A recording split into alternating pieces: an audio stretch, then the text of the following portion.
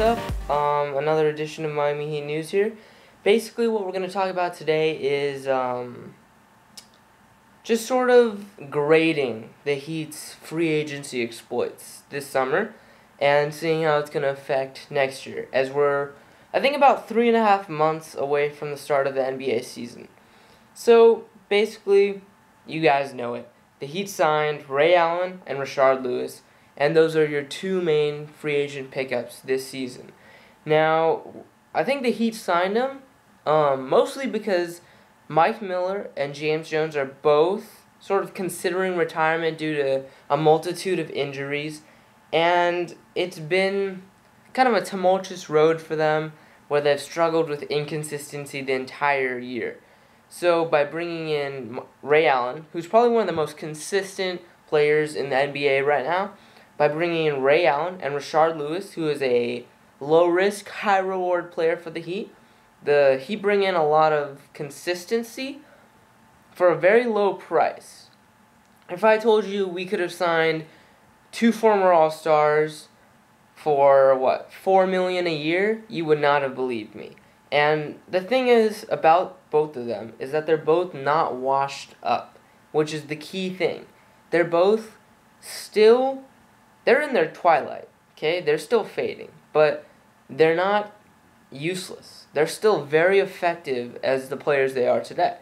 Ray Allen, for example, last year, even though he was hampered by injuries, helped Boston get to 7 games with the Heat in the Eastern Conference in the Eastern Conference Finals.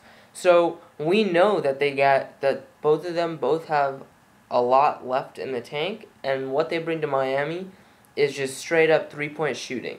Rashard Lewis also brings an added element of versatility to the lineup by coming off the bench.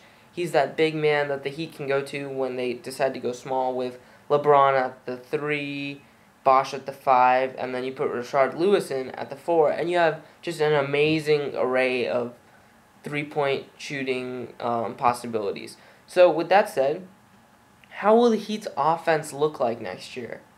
Well, let's just say it's going to be a lot more fast-paced than it was this year. So, did you guys see how the Heat ran a run-and-gun sort of style earlier on in the year before sort of stagnating and then becoming one of the better half-court offenses in the league? Basically, what Eric Spoelstra and the rest of the Heat coaching staff did was analyzed game tape from the 7 seconds or less offense from Phoenix back in 05-06 when Steve Nash won his 2 league MVPs, where they would just basically grab the rebound and run it down the court, and within 7 to 10 seconds, they had shot the ball. Okay? There was, no plays, no nothing. It was just run and gun, literally. And then they also looked at game tape from Chip Kelly's Oregon offense in college football. So if you guys haven't ever seen,